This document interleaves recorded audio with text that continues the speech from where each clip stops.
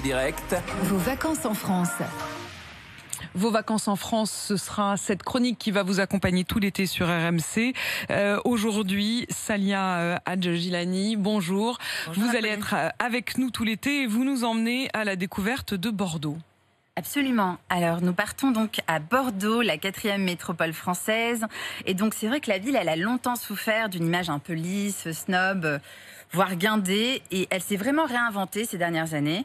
C'est même devenu une destination week-end et vacances à part entière à seulement 2 heures de TGV de Paris. Et c'est pour ça justement que j'ai choisi de vous la faire découvrir aujourd'hui. Alors, à quoi ça ressemble maintenant Bordeaux ?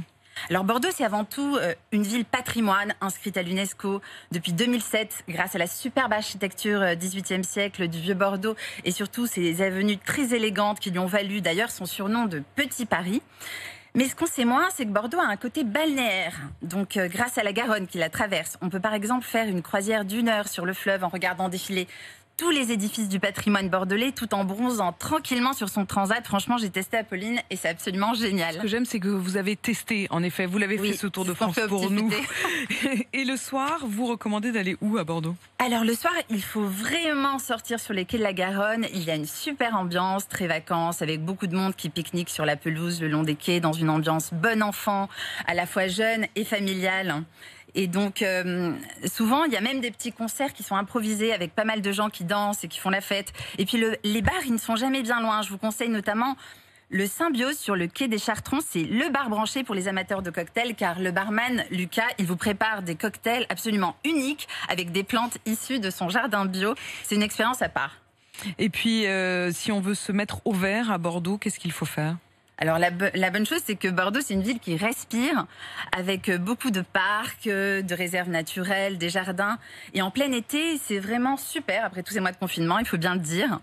C'est donc un bonheur pour les piétons, cette ville, mais aussi pour les cyclistes, car figurez-vous, Apolline, qu'il y a près de 300 km de pistes cyclables et des voies vertes à Bordeaux, ce qui est tout de même génial, parce que c'est la 12e ville la plus cyclable de la planète. Ah, de la planète, pas seulement de la France, quoi. Oui.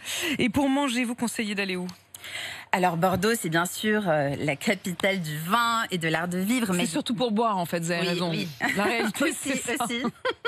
Mais heureusement pas que, parce que sinon... Et donc, c'est l'art de vivre, hein, avec des tables étoilées au Michelin et un nombre incalculable de placettes qui font très village. On peut se régaler de bons produits locaux en terrasse. Je pense par exemple à la place du marché des Chartrons, qui est entourée de petits restaurants à taille humaine, très agréables. On peut passer des heures à refaire le monde. Franchement, c'est les vacances, mais tout de suite. Et si vous voulez changer un peu de la cuisine du terroir, je vous conseille le Manmo. C'est un nouveau restaurant de la place du marché des Chartrons. On peut se régaler de dim sum. Ce sont des tapas version gourmet. Et le patron François Ducrot, il s'y connaît car il a longtemps vécu à Hong Kong. Et vous nous emmenez aussi au musée, Salia ?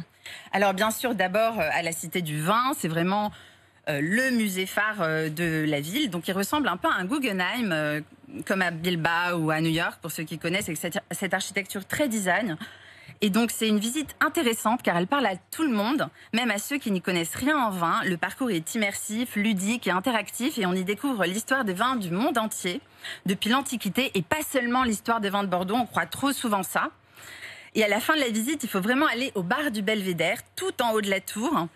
On peut y déguster une sélection des vins du monde entier, notamment d'Algérie et du Chili, en admirant une vue à 360 degrés sur Bordeaux. C'est sublime, Apolline. Il y a le musée et puis il y a les propriétés viticoles qu'on peut visiter autour de Bordeaux. Oui, absolument. Donc, c'est seulement à 30 minutes de Bordeaux en moyenne, si on veut voir une propriété viticole. Moi, je conseillerais d'aller dans la plus vaste région viticole du Bordelais, qu'on appelle l'Entre-deux-Mers.